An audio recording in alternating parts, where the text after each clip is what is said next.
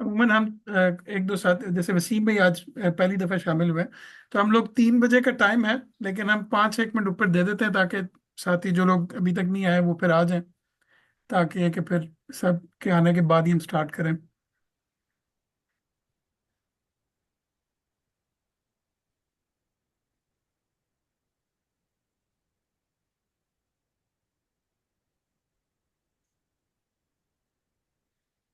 बिस्मिल्लाहिर्रहमानिर्रहीम, अल्हम्दुलिल्लाहि रब्बिल आलमीन, वस्सलातु वस्सलामु अला मुहम्मदिल अमीन, फ़ाउज़ु बिल्लाहि मिनश शैतानिर रजीम, बिस्मिल्लाहिर्रहमानिर्रहीम। सूरह फलक का हमने मुताला शुरू किया था, और सूरह फलक में हमने इसकी चारों चार आयत कर ली थी, आखिरी आयत बस रह गई थी। लेकिन चूंकि आखिरी आयत जो है वो अहम थी, उसके साथ और भी चीज़ें वाबस्ता है, और फिर पिछले सेशन में टाइम काफ़ी हो गया था, तो मैंने सोचा इस सेशन में हम थोड़ी सा डिस्कशन का टाइम भी रख लेंगे, ताकि विद इन टाइम भी हम ख़त्म कर लें, और तमाम मौज़ूआत पर आपस में डिस्कशन भी हो जाए इंशाल्लाह। तो मैं सूरह फलक का तर्जुमा आपके सामने रख देता हूँ। तुम दुआ करो ए पैगंबर कि मैं उस परवरदिगार की पनाह मांगता हूँ जो नमूदार करने वाला है, हर उस चीज़ के शर से जो उसने पैदा की है, खास कर अंधेरे के शर से जब वो छा जाए, और गिरहों पर फूंकने वालों के शर से, और हर हासिद के शर से जब वो हसद करे। तो ये हमने सूरह फलक की पहली चार आयत का मुताला किया था, और इसमें हमने ये देखा था कि अल्लाह ताला ने रसूलुल्लाह सल्लल्लाहु अलैहि वसल्लम को ये सिखाया, और ऑफ कोर्स एज अ क्रॉलरी हम लोगों को भी इस चीज़ सिखाई कि हम अल्लाह ताला की पनाह मांगे, वो खुदा जो कि नमूदार करने वाला है। इस पे हमने तफसीलन देखा था कि जो लफ्ज़ है फलक का, इसका इसका जो मतलब है वो ये लिया जा सकता है कि जो सुबह नमूदार करता है, और ये भी लिया जा सकता है कि जो हर चीज़ को नमूदार करता है। तो अगर आप दुनिया में गौर करें, तो अल्लाह ताला ने जो भी चीज़ पैदा की है वो किसी न किसी चीज़ में से नमूदार होती है, किसी न किसी चीज़ में से फूटती है। यानी कि पानी पत्थरों में से निकलता है, इंसान बीज जो है, बीज में पौधा जो है बीज को फाड़ के निकलता है, सूरज जो है वो अंधेरे के अंदर से निकलता है, रात के अंदर से। हम ये अमूमी जब अल्फाज इस्तेमाल करते हैं जुबान के लिहाज से, जैसे कहते हैं ना जुबान नुत्क होती है, मंतक नहीं। यानी जब हम ये कहते हैं कि जो रोशनी है सुबह जो है वो अंधेरे से निकलती है, तो यहाँ कोई साइंटिफिक बात नहीं हो रही, बल्कि यानी अमूमी अल्फाज जब इस्तेमाल हम करते हैं। और इसी तरह बाकी जितनी भी चीज़ें हैं दुनिया की, वो हमने पिछली दफ़ा एक गौर से देखा था कि वो किसी चीज़ को फाड़ के उसमें से निकलती हैं। तो इस लिहाज से यहाँ पे लफ्ज़ यूज़ किया गया कि जो नमूदार करने वाला है, हर उस चीज़ के सर शर से जो उसने पैदा की।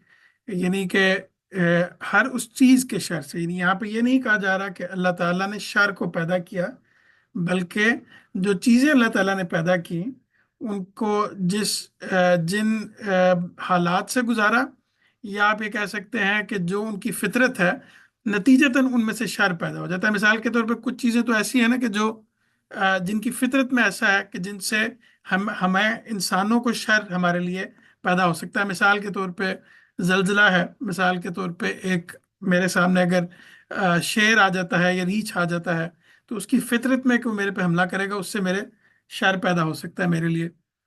और कुछ चीज़ें इंसानों को अगर देखें, तो इंसान को चूंकि अल्लाह ताला ने इरादा और इख्तियार दिया है, तो उस इरादा और इख्तियार के सुए इस्तेमाल से या गलत इस्तेमाल से शर पैदा हो सकता है। ये मेरी अपनी कई दफ़ा गलती होती है, जिसकी वजह से मेरे लिए शर पैदा हो जाता है। अगर मैं हिफ्ज़ान सेहत के असूलों का ख्याल नहीं रखूंगा तो मेरे लिए शर। तो हर तरह के शर यहाँ पे मुराद है, वो शर जो कि ज़ाहिरी है, वो शर जो कि बातनी है, वो शर जो कि बिल्कुल हमें जिसका पता है, वो शर जो हमें नहीं पता। हर तरह के शर से हम अल्लाह ताला की पनाह यहाँ पे मांगते हैं, खासकर अंधेरे के शर से जब वो छा जाए। तो यहाँ पे अब अल्लाह ताला ने पहले एक जनरल कैटेगरी बताई कि हर उस चीज के शर से जो उसने पैदा की। तो कहने को यहाँ पे सूरह खत्म हो सकती थी, क्योंकि यहाँ पे अब हर तरह का शर यहाँ पे आ गया है। लेकिन फिर यहाँ पे उससे आगे अल्लाह ताला ने कुछ खास तरह के शरूर की तरफ इशारा किया। एक ये कि अंधेरे का शर, क्योंकि अंधेरे में हशरात, जानवर, चोर, और गुंडे, और इस तरह की तमाम, यानी आप ये देखें कि हमले के दौरान रात का रात को चुना जाता है आमतौर पर, जब मुल्क एक दूसरे पे हमला करते थे। और अब दिन के टाइम पे भी ये चीज़ें होती है, लेकिन रात के वक्त इस तरह की तमाम चीज़ें जो है वो होती हैं। तो इसलिए ख़ास तौर पे अंधेरे के शर से जब वो छा जाए, और गिरोह पर फूंकने वालों के शर से अब यहाँ तक पहुंचे थे। और गिरोह पे फूंकने वाले जो हैं, ये असल में जादू का इस्तिआरा है। तो यहाँ पे उसके शर से भी अल्लाह ताला ने इंसान को ये सिखाया कि वो अल्लाह ताला से दुआ करे कि उसके शर से भी महफूज रखे। तो यानी फिजिकल चीज़ों का शर, इस सूरह में खास तौर पे उन चीज़ों का शर है जो कि जैसे अंधेरा है, जादू है, और हासिद के हसद से उससे दुआ मांगी गई है।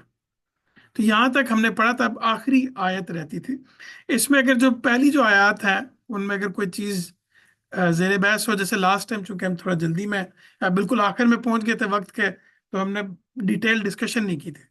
तो अगर उस पहलू पे कोई डिस्कस करना चाहें तो अभी हम कर सकते हैं, फिर हम आगे बढ़ जाएंगे आखिरी आखिरी आयत की तरफ।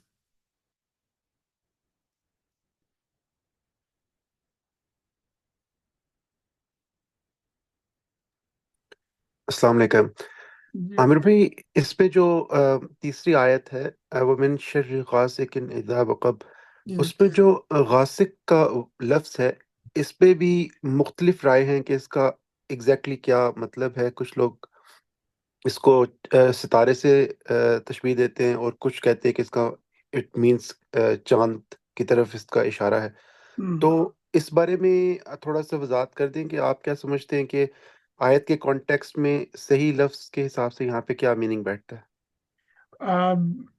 शाहज़ भाई, ऑफ कोर्स मैं ये चूंकि अगेन अरबिक मेरा मैदान नहीं है, तो मुझे बिल्कुल भी मैं इस पे कमेंट शायद ना कर सकूं कि जो लोग शाको शबाक के हिसाब से तर्जुमा करते हैं, जैसे मैंने मौलाना मौदूदी का तर्जुमा देखा है, अमीन हसन इस्लाही का तर्जुमा देखा है, गांधी साहब का तर्जुमा देखा है, डॉक्टर इसरार का भी मेरे ख्याल से, वो तमाम ने इसका यहाँ पे अंधेरा ही तर्जुमा किया है। आप मुझे बताइए कि कौन लोग इसका तर्जुमा चांद, या कोई आपके जहन में है इस तरह का? मैं वैसे अपने तौर पे तहकीक कर रहा था, क्योंकि मैं आपके पिछले लेक्चर में शामिल नहीं हो सका था।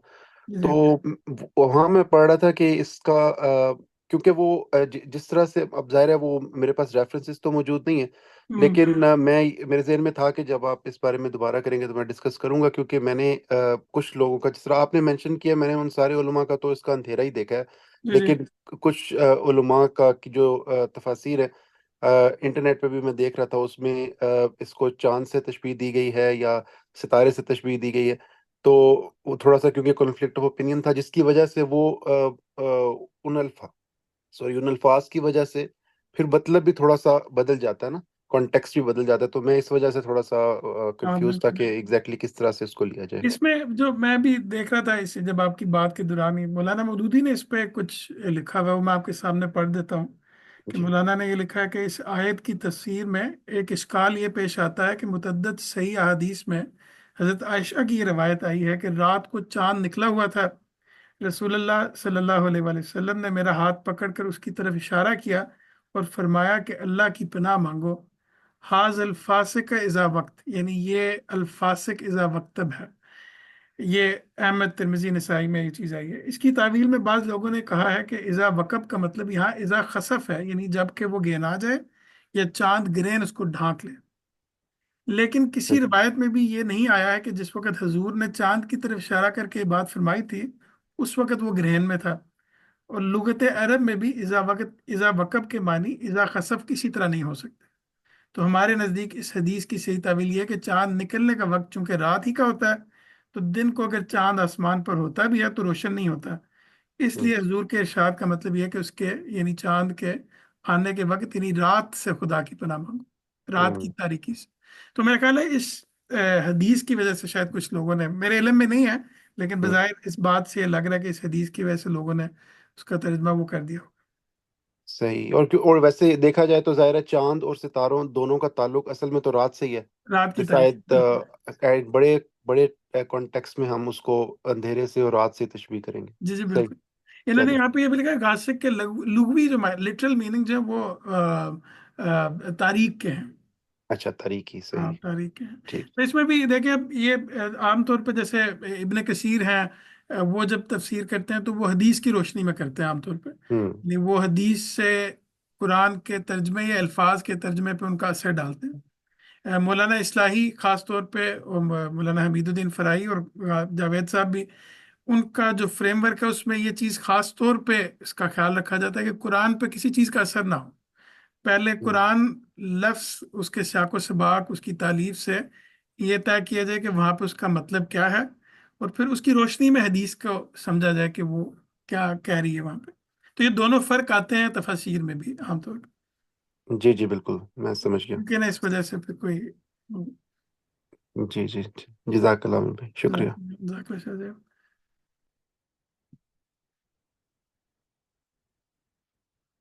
تو یہاں تک ہم نے پڑھا تھا، اور خاص کر اندھیرے کے شر سے اس کے بعد جو اگلی آیت ہے، تو اور اس میں ہم نے یہ چیز بھی واضح کر دی تھی کہ اس سے یہ بھی وہ جو ہندوؤں کے ہاں یہ تصور ہے کہ شر کا خدا الگ ہے، اور جو انہوں نے اس کی جو الگ الگ اس کو کر لیا کہ خیر کا خدا الگ ہے اور شر کا خدا الگ ہے، تو یہ بھی اللہ تعالیٰ نے ایک ہی آیت میں یہ چیز واضح کر دی کہ اصل میں خدا جو ہے وہ تو خیر کا خدا ہے، خیر کے پیدا کرنے والا خدا ہے، لیکن جو چیزیں اس نے پیدا کی ہیں ان سے نتیجتاً شر پیدا ہو جاتا ہے، کیونکہ یہ دنیا امتحان کے لیے ہے۔ اور شر کی بھی دو قسمیں، ایک وہ جو کہ جیسے ہوا کا چلنا، زلزلے کا آنا، یہ تو یہ اس دنیا کی نیچر کے اندر یہ چیزیں پائی جاتی ہیں، اور دوسرا وہ ہے جو کہ ارادتاً کوئی شر یا تکلیف یا نقصان جو ہے وہ کوئی ہم تک پہنچاتا ہے، زحمتیں ہم تک آتی ہیں، لیکن جو بھی ہوتا ہے اس کے اذن سے ہوتا ہے، یہ چیز امپورٹنٹ ہے۔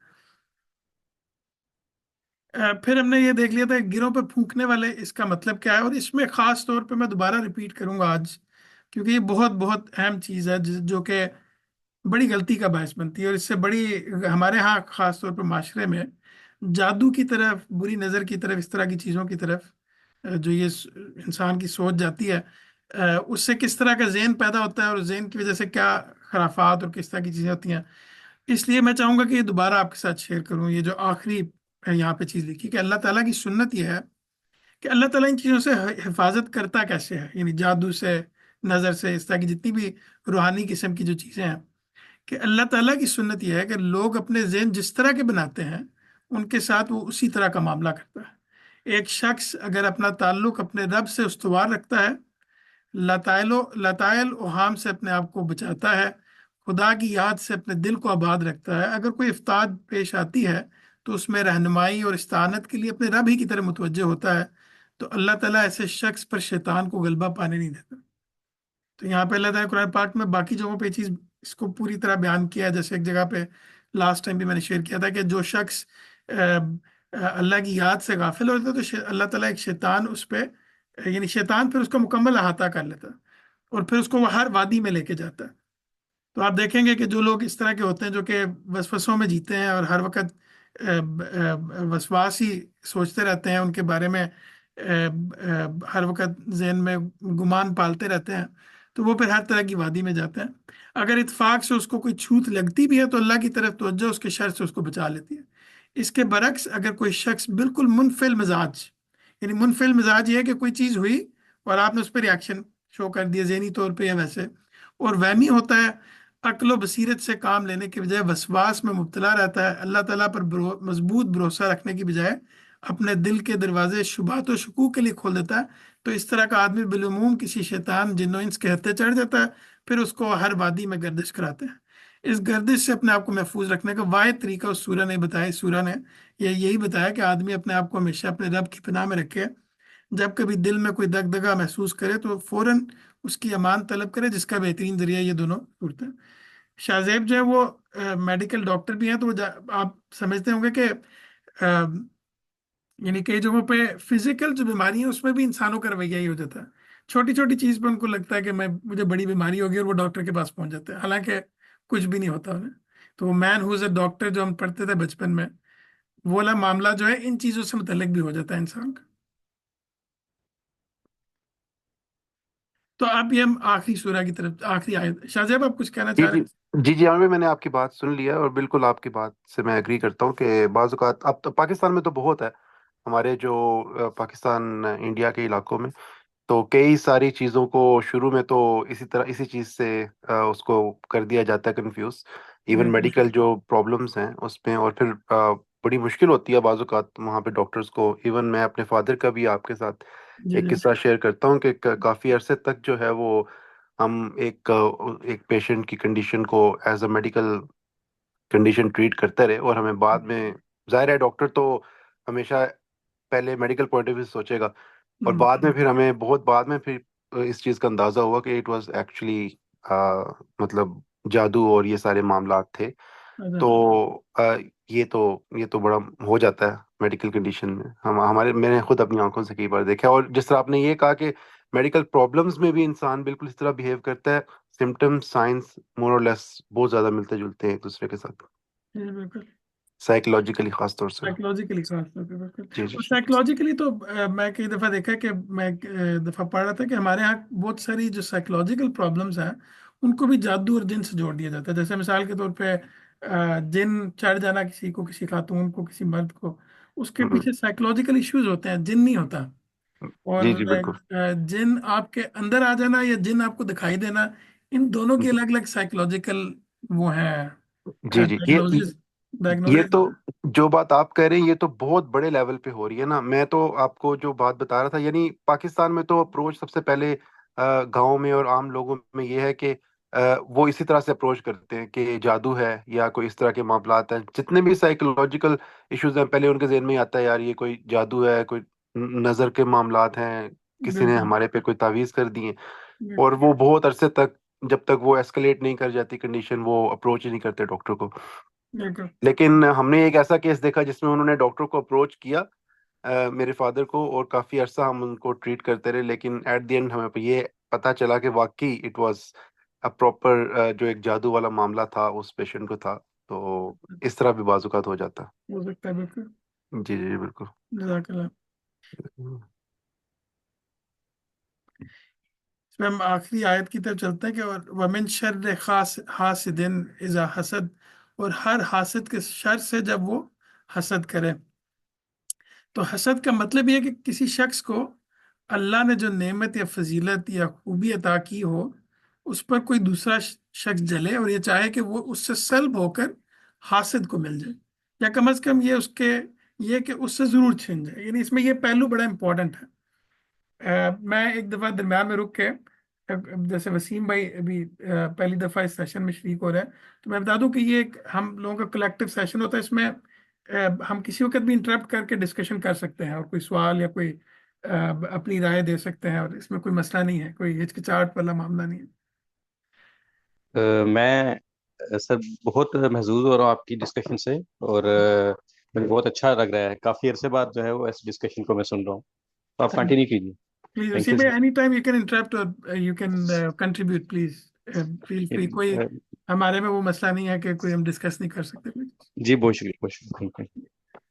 تو آپ کنٹینیو. حسد میں ایک امپورٹنٹ پہلو جو ہے وہ یہ کہ وہ حاسد یہ چاہ رہا ہوتا ہے کہ وہ جو نعمت یا فضیلت یا خوبی کسی کو ملی ہے وہ اس سے چھن جائے دوسرے بندے سے اور مجھے مل جائے، یا کم از کم اس سے ضرور چھن جائے میرے پاس اگر نہیں ہے.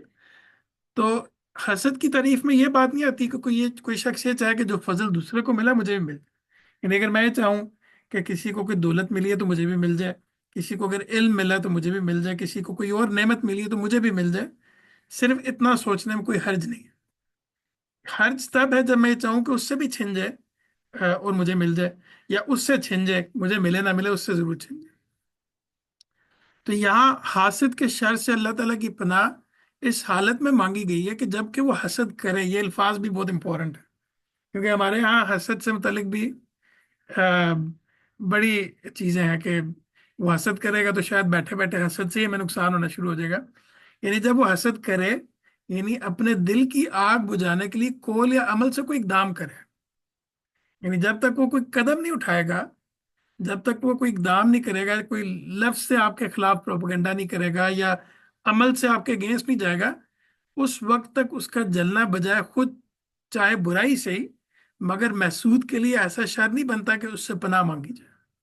یعنی اگر ایک حاسد اپنے اندر جل رہا ہے تو وہ اپنا نقصان تو کر رہا ہے، لیکن وہ محسود یعنی جس کے لیے حسد کر رہا ہے اس کو کوئی نقصان نہیں پہنچا رہا جب تک قول یا عمل سے کوئی چیز نہ کرے. جی شاہ زیب.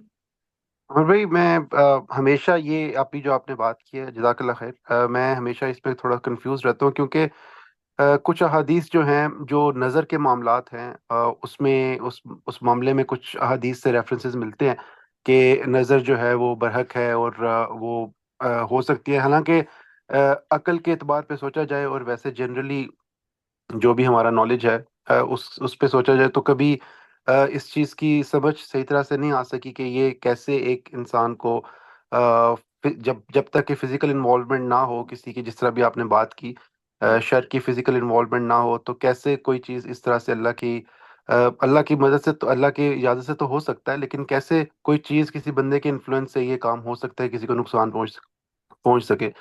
تو بالکل اس معاملے میں آپ کیا سمجھتے ہیں کہ جو ہمارے عام طور پہ جو تاثر ہے نظر کے حوالے سے، آپ کا کیا خیال ہے؟ کیا ہم اس کو حسد کے ہی پوائنٹ آف ویو سے دیکھیں گے، یا نظر از اے ڈفرنٹ تھنگ؟ مجھے عام طور پہ تو شاید آپ کو بھی پتا ہوگا، باقی ساتھی بھی اس میں ایڈ کریں، عام طور پہ تو یہ بھی کہا جاتا ہے کہ آپ اگر پیار سے بھی کسی کو دیکھیں تو نظر لگ جاتی ہے۔ یعنی جی جی ہمارے ہاں تو آپ یہ دیکھیں کہ مائیں بچوں کو پیار کرنے کے بعد پیار سے دیکھ نہیں رہی ہوتی، پیار نہیں کر رہی ہوتی، یا نانیاں دادیاں کہ بھی نظر لگ جائے گی۔ یعنی صرف اس کا تعلق حسد سے نہیں ہے، یعنی جو ہمارے ہاں کا تصور ہے جی نظر نظر سے متعلق۔ تو جب میں نے استاد سے پوچھا، اس میں دونوں تینوں نقطہ نظر آپ کے سامنے رکھ دیتا ہوں۔ آف کورس ایک تو ایک پریولنٹ نقطہ نظر ہے کہ نظر جو ہے وہ بس لگ جاتی ہے، اور نظر برحق کو، لوگ برحق کے لفظ کو یہ ایسے ہی جیسے سر کا درد بھی برحق ہے، یعنی ہوتا ہے جی جی معنی میں، تو وہ اس کو کسی اور معنی میں عام طور پہ لوگ لے لیتے ہیں۔ پھر اس کے بعد وہ جو اس کے علاج ہیں وہ اپنی جگہ پہ ہیں بہت سارے۔ لیکن جو مثال کے طور پر غام صاحب سے جب میں نے ایک دفعہ پوچھا کہ بھئی اس کے بارے میں آپ کا کیا خیال ہے، تو انہوں نے بالکل جو میں نے پچھلا ایک اقتباس پڑھا ہے یہاں پہ جو بھی اسکرین پہ بھی آ رہا ہے، بالکل اس کے مطابق انہوں نے مجھے سمجھے گائیڈ کیا۔ انہوں نے بولا کہ آپ اس کے مقابلے میں اپنی ذہنیت اس طرح کی بنائیں کہ آپ پہ اثر نہ ہو اس چیز کا، یعنی یعنی اپنے ذہن کو مضبوط بنائیں، آپ اللہ کی پناہ میں رہیں، اللہ تعالیٰ کی یاد میں رہیں، اور پھر نارمل زندگی گزاریں، جو چیز شیئر کرنی ہے وہ کریں، یعنی جس طرح زندگی گزارنی ہے اس طرح گزاریں، اور پھر اس چیز کی فکر نہ کریں۔ جتنا آپ اس چیز کی فکر کریں گے اتنا آپ پہ زیادہ اثر کرے گی، یعنی جتنا اس کے بارے میں سوچیں گے اتنا اثر زیادہ کرے گی۔ تو یہ ان کا نقطہ نظر تھا۔ کچھ علماء کا یہ بھی نقطہ نظر ہے کہ یہ اصل میں ایسی کوئی چیز نہیں ہے کہ جو نظر سے ایسے گرانے والی بات ہو، کہ نظر سے کوئی اثر ڈالنا ہو۔ جب تک کوئی شخص نظر سے کے بعد کوئی عمل نہیں کرے گا تب تک کچھ نہیں ہو سکتا۔ کچھ علماء کا یہ بھی نقطہ نظر ہے۔ معاذ بھائی اس میں اگر کوئی چیز آپ ایڈ کرنا چاہیں۔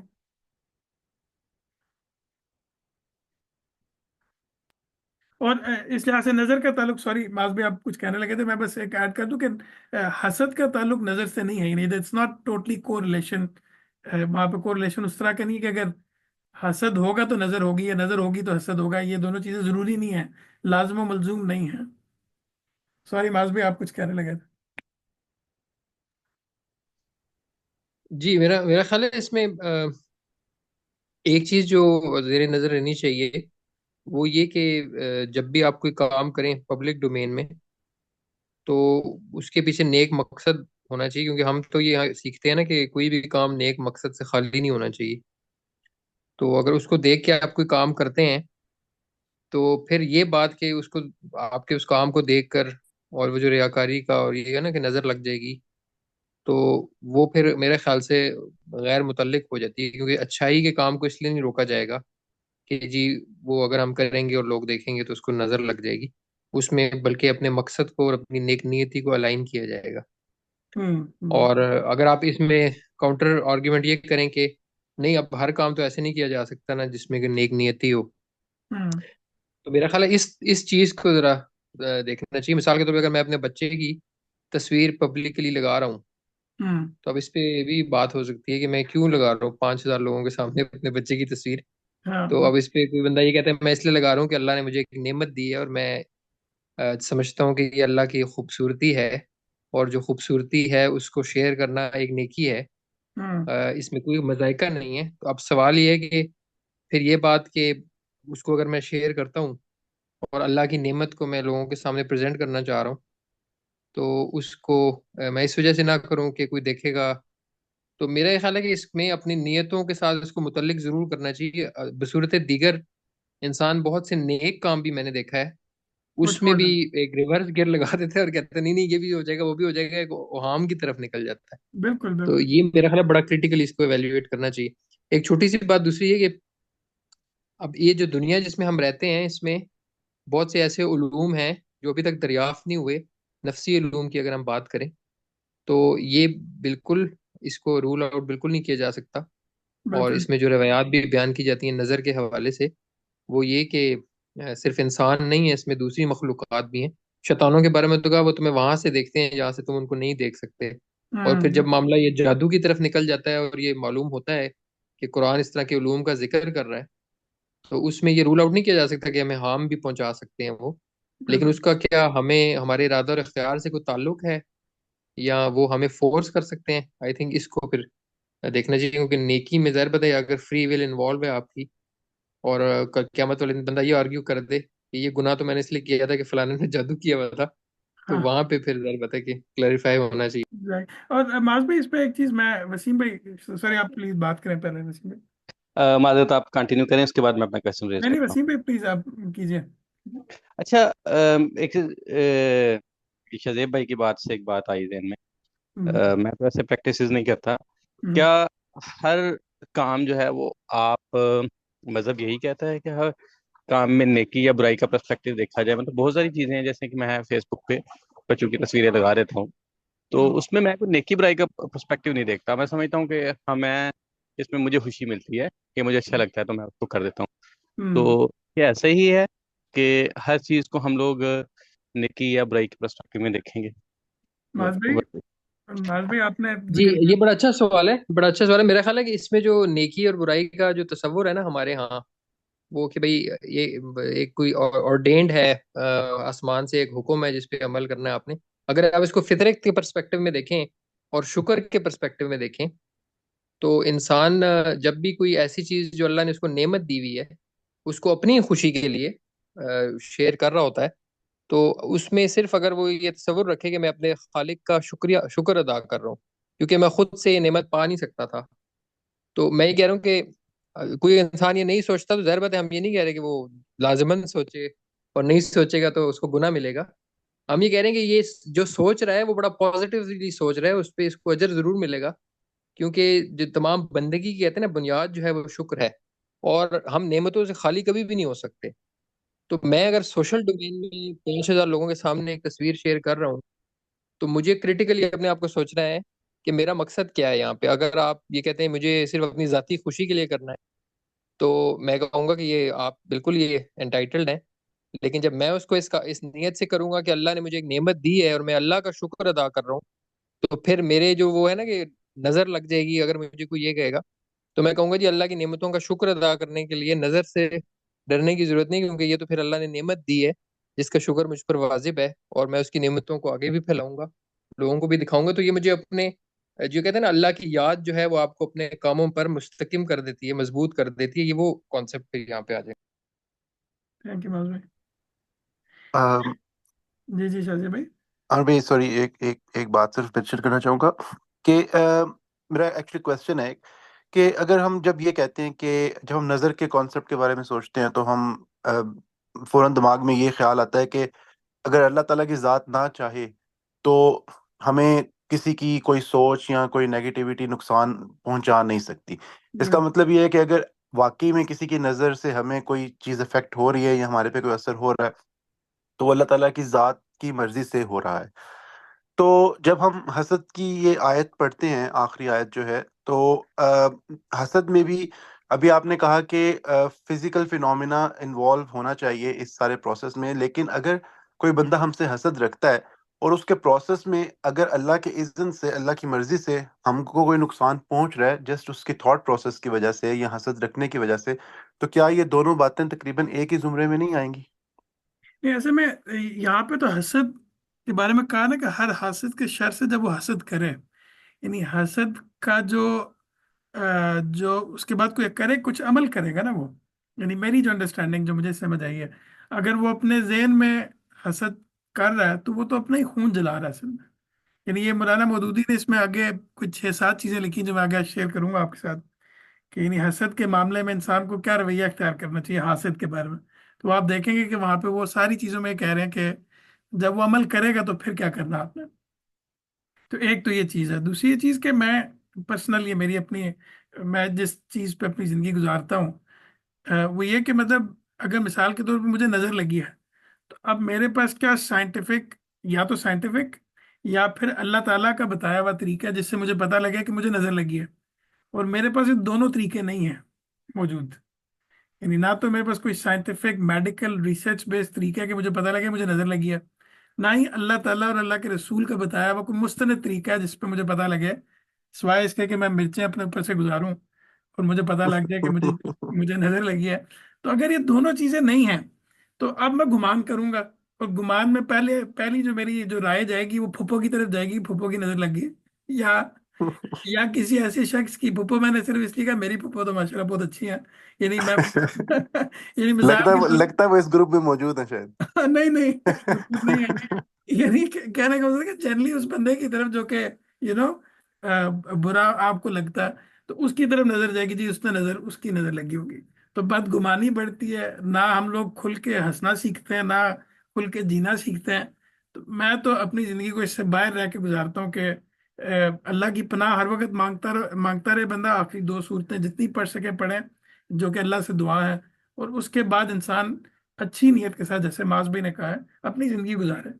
میں اس لیے کوئی چیز شیئر نہ کروں کہ کسی کو پتہ لگے کہ میرے پاس کتنا مال و دولت ہے، میری کتنی اولاد ہے، اس لیے شیئر نہ کروں۔ مجھے اگر یہ پتا ہو کہ میرے گروپ میں کوئی ایسا بندہ ہے جس کی کوئی اولاد نہیں ہے تو میں کوشش کروں کہ نہ شیئر کروں، اس کا دل نہ دکھے، بہت لیکن صحیح بات، بالکل۔ لیکن جنرلی آپ اپنی زندگی گزاریں بس، اور میں نے دیکھا اللہ کا شکر ہے میری زندگی پہ کبھی کوئی اثر نہیں پڑا اس چیز کا۔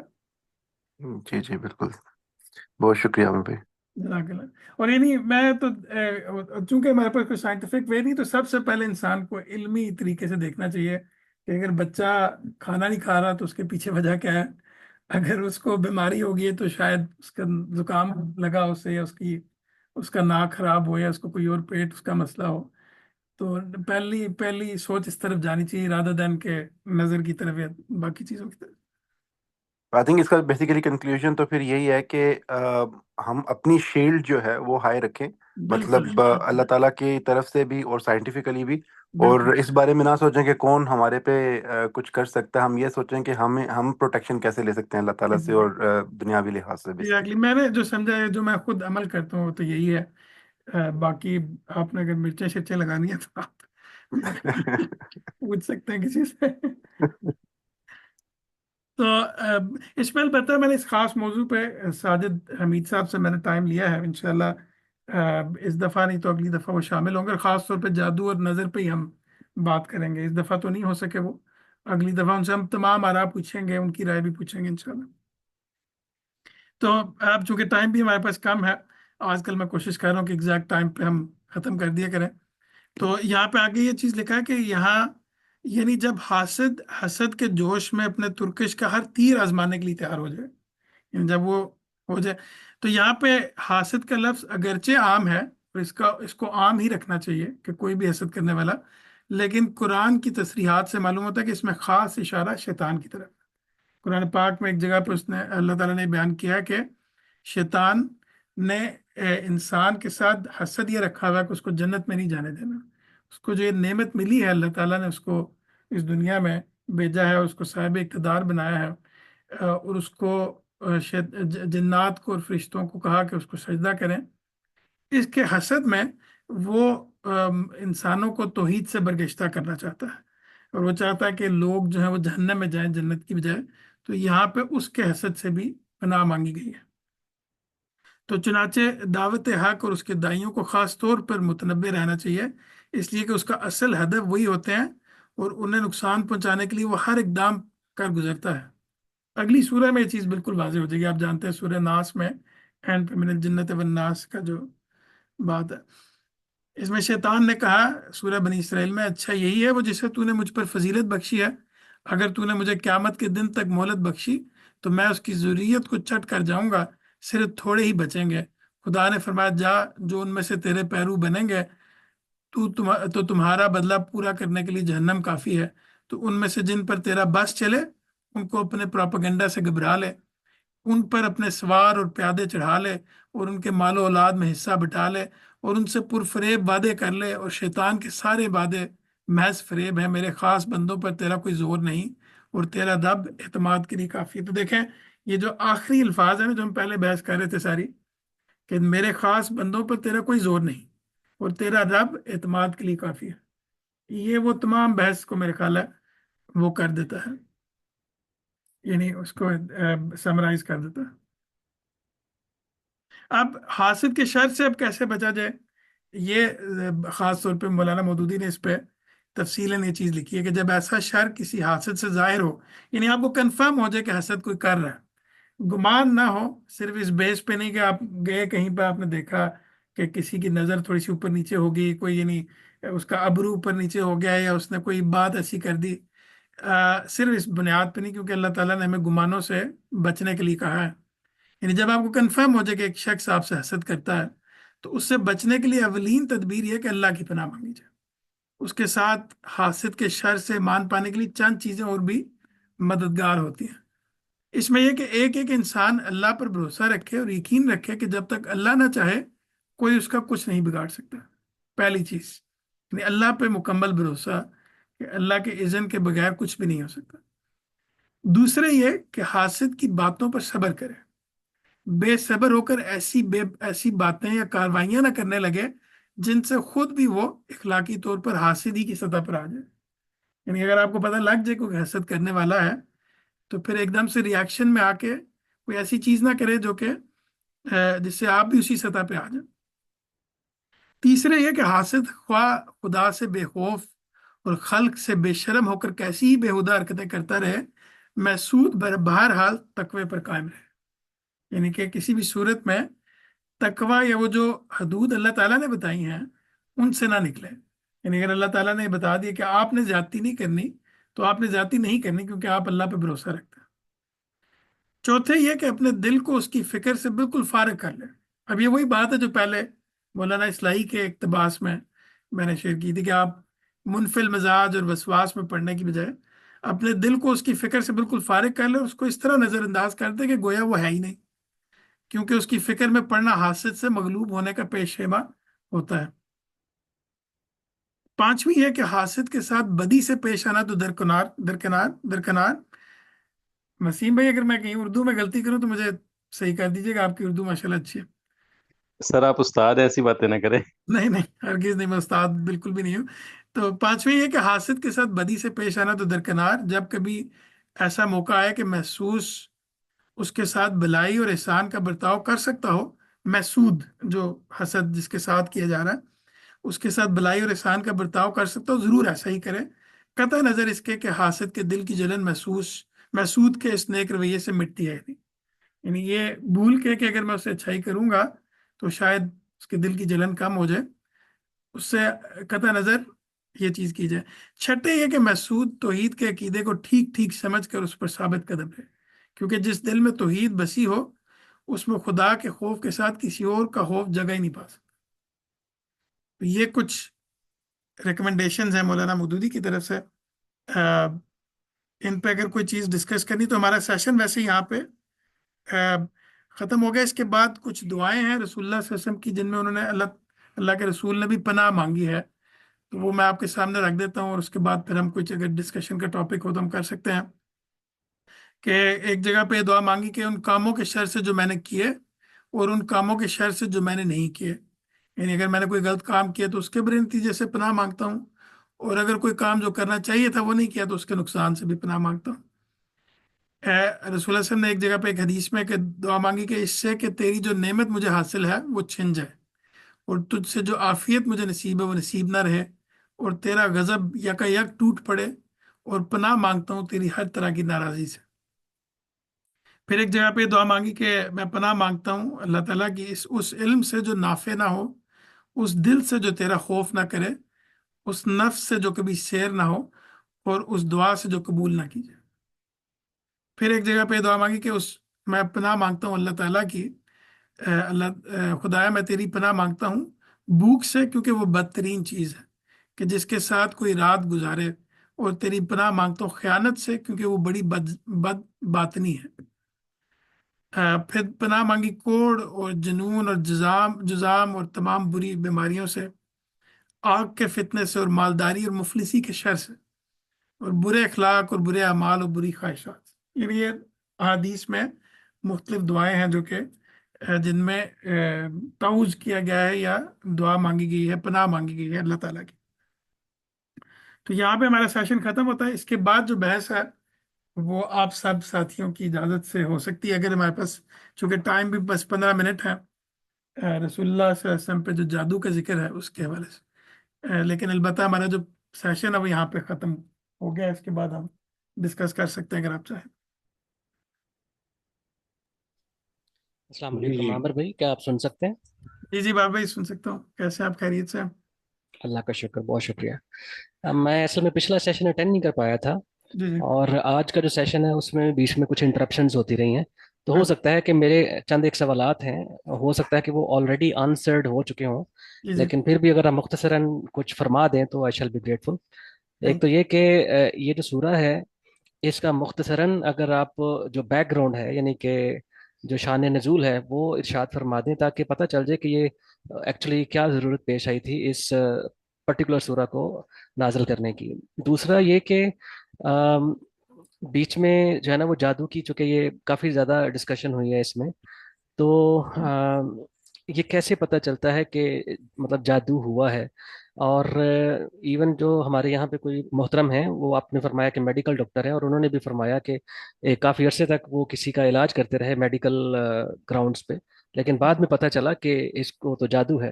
तो उनको कैसे पता चला कि जादू है?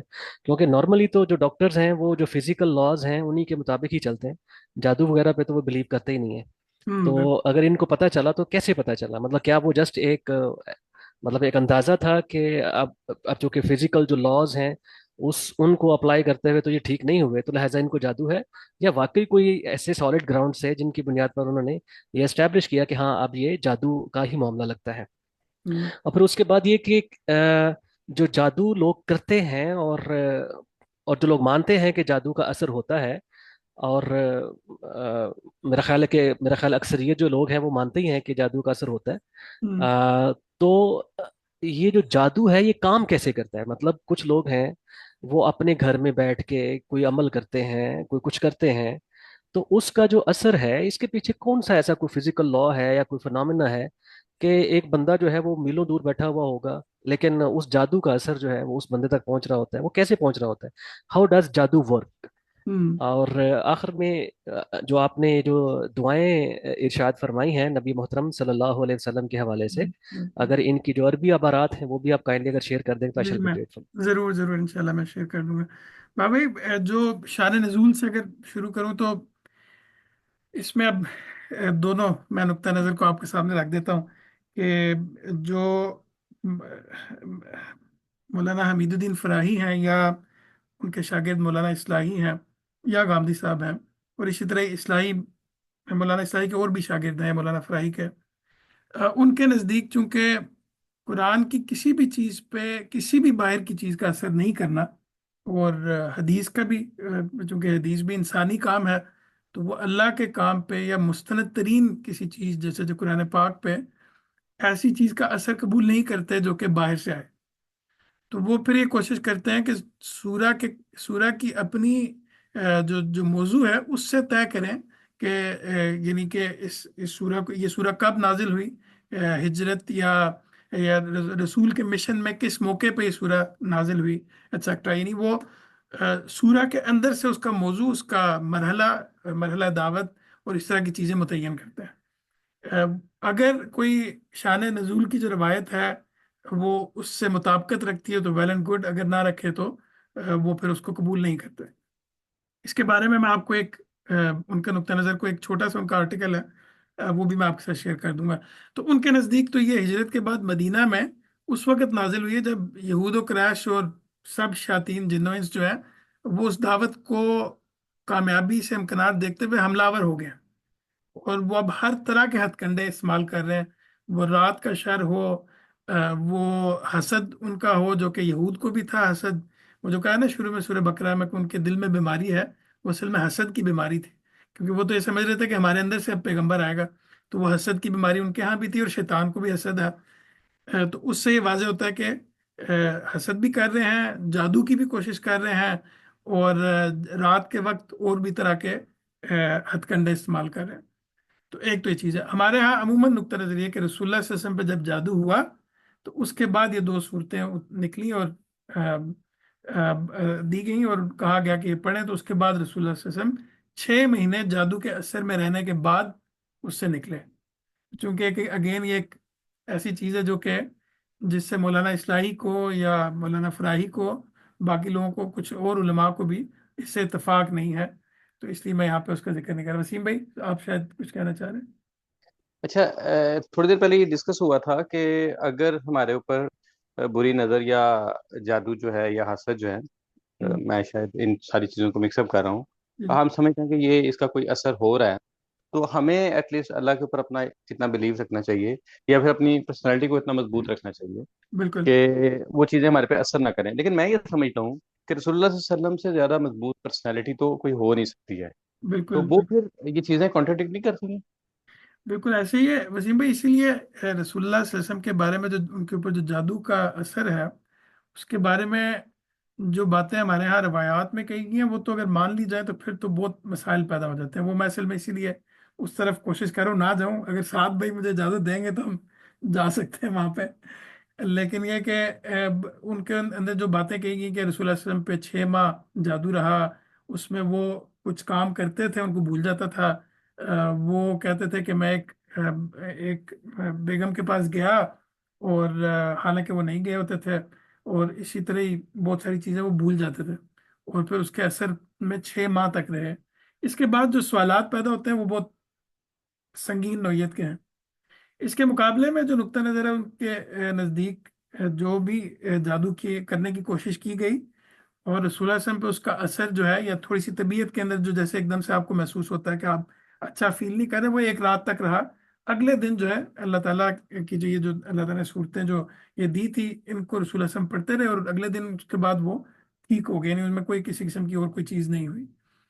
اور تو یہ دونوں نقطہ نظر ہیں۔ اب یہ کبھی اگر ٹائم ملے تو ان میں ہم ڈیٹیل پہ ڈسکس کر سکتے ہیں۔ ہمارے نزدیک یا میرے نزدیک جو جس نقطہ نظر کو میں ٹھیک سمجھتا ہوں، قرآن پاک میں اللہ تعالیٰ نے یہ بتایا کہ ہم اپنے پیغمبر کو جب بھیجتے ہیں تو اس کو ہر طرف سے پروٹیکٹ کرتے ہیں۔ شیاطین اس کی وحی میں یا اس کے اوپر کسی قسم کا کوئی حملہ کریں تو اللہ تعالیٰ ان کو پروٹیکٹ کرتا ہے ہر طرف سے، یہاں تک کہ آسمانوں میں بھی اللہ تعالیٰ یہ بندوبست کر دیتا ہے کہ اگر کوئی شیطان وہی کو کوئی اچکنا چاہے یا اس میں کچھ ملاوٹ کرنا چاہے تو ایک شہاب ثاقب آتا ہے اور اس کو اس کے پیچھے لگ دیتا ہے وہی کے نزول کے وقت۔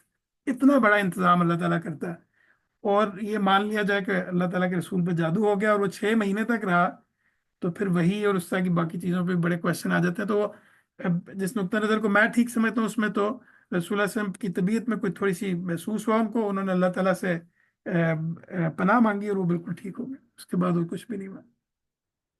تو ایک تو یہ چیز بابر بھائی نے جو پوچھی تھی وہ اس کے شان نزول کے حوالے سے، اور پھر یہ کہ یہ اثر کیسا کرتی ہے، اس میں نقطہ نظر یہی ہے کہ جس کو میں ٹھیک سمجھتا ہوں قرآن کے اشارات سے بھی واضح ہے وہ کہ ایک نفسانی اثر ہے، نفسیاتی اثر ہے۔ اس سے زیادہ شیطان، جو کہ سورہ والناس میں ہم پڑھیں گے کہ من الجنت والناس، شیاطین جنوں میں بھی ہوتے ہیں انسانوں میں بھی، وہ اس سے زیادہ کرنے کا اختیار نہیں رکھتے کہ وہ وسوسہ ڈالیں، اور وسوسے سے زیادہ وہ نہیں کر سکتے۔